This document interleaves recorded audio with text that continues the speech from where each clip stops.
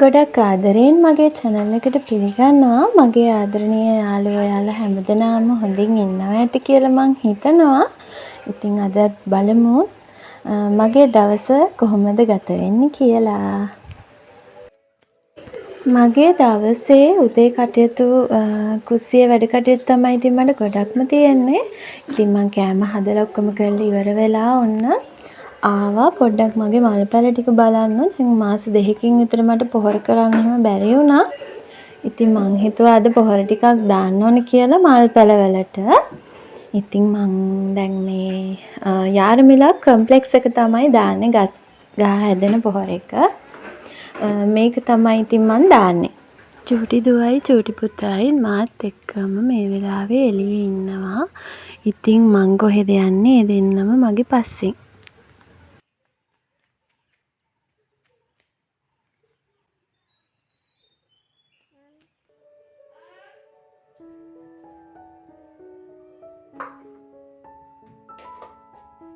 මේ දවස්වල අපේ හස්බන්ඩ් වැඩ කරන්නේ අපේ ගමේමයි. ඉතින් එයා වැඩ කරන අනිත් මල්ලිත් එක්ක හැමදාම දවල් කෑමට එනවා. ඉතින් මං දැන් මේ ලෑස්ති වෙන්නේ. දැන් උදේ 11ට විතර ඇති. මං දවල්ට උයන්න තමයි මේ ලෑස්ති වෙන්නේ. දවල්ට උයා ගන්නකොට මම රැටත් එක්කම උයනවා. එතකොට මට ලේසියි.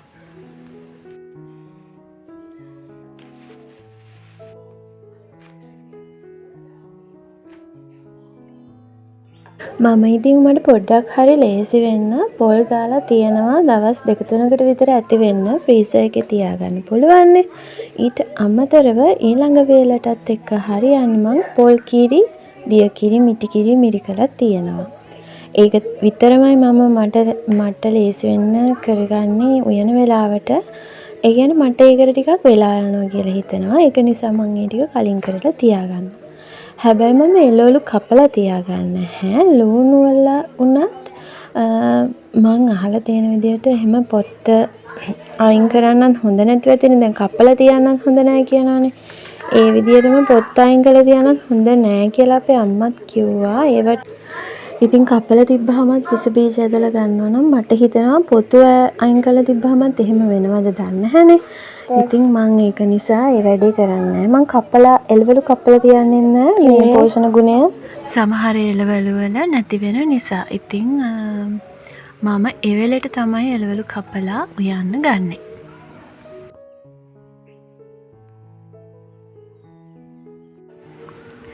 ඔන්න ඉතින් අද අලුත් දවසක්. අපේ අම්මයි තාත්තයි එනවා කිව්වා. අද අපේ ගෙදර ගොඩාක් දවසකින් තමයි යාලා ඉන්නේ. ඉතින් අපි වොෂ් දාලා මගේ ගෙදර වැඩ ටිකත් ඉක්මනට මම ඉවර කරලා මේ බලාගෙන ඉන්න ඉතින් ඒ දෙන්න එනකම්.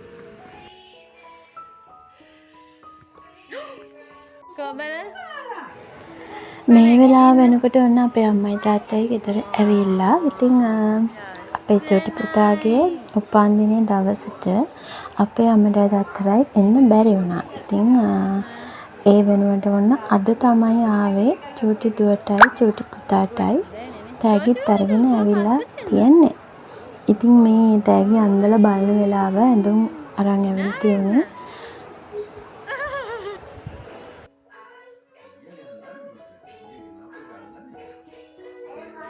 චූටි පුතාට ගෙනාපු ඇඳුම කලිසම නම් ඇති.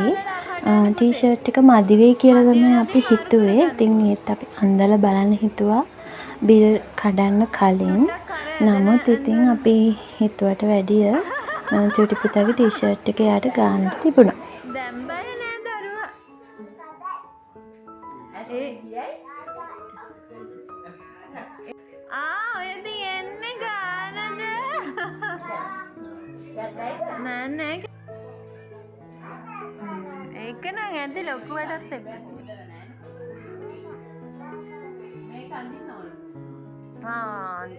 හොදලා නැතුව අඳින්න බෑ පුතේ. නෑ නෑ. ලස්සනයි. බව්වෙක් ඉන්නේ ඔයාගේ ටී-ෂර්ට් එකේ. බව්වෙක් ඉන්නේ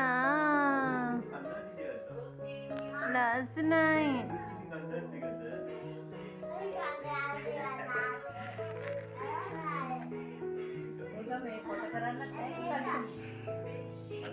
නෑ අවුස් යනෝ ඔය ඕක ඇති. ඕක මොන්ටිසෝරි යනකොට හරි අන්දන්න බැරිය.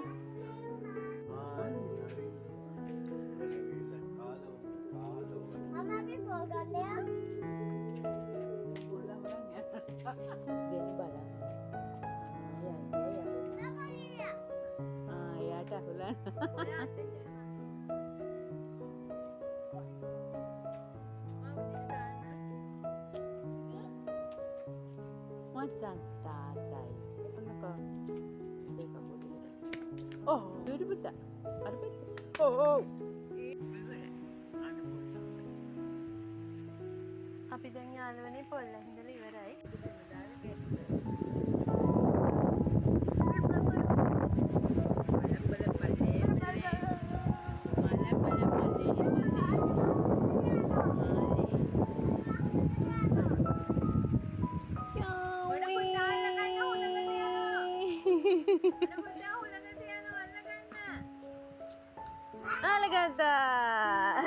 Hello guys.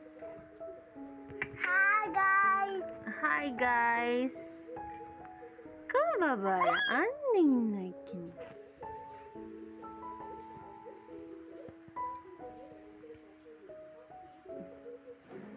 Pus? Ame. Pus. Ame lagi dekat.